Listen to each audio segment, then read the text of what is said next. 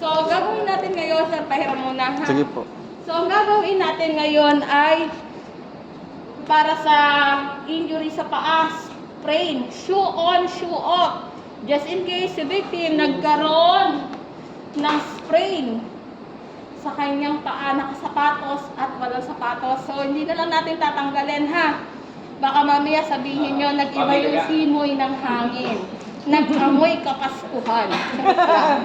So, shoe off muna tayo. So, si victim walang sapatos, band-aid. Kanya-kanya, syempre, dahil pagkatapos nito, meron pa tayong kasunod, ha? So, band-aid siya nakanarok rabat, patong sa ilalim ng talampakan ni victim. Then, yung tali, dalhin sa likurang bahagi ng binte. Crossover yung tali. Then, yung tali, dalhin ulit sa harapan. Crossover ulit.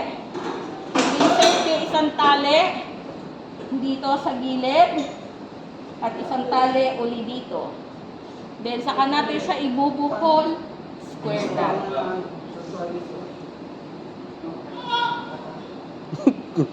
Okay. Itago ang sobrang tali kung meron man. So that is shoe on. Shoe off ha. Pag si victim ay walang sapatos. Shoe off. Pero pag shoe on, si victim nakasapatos, ganito naman yung gagawin natin.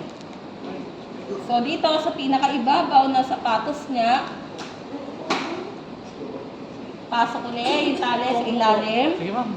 Crossover sa likurang bahagi ng binti niya. Crossover ulit sa harapan. Insert yung tali dito. At isa ulit. Yes. Then, saka natin siya ibubuhol ng square knot. Crossover lang po din. Saka siya ibubuhol, square knot.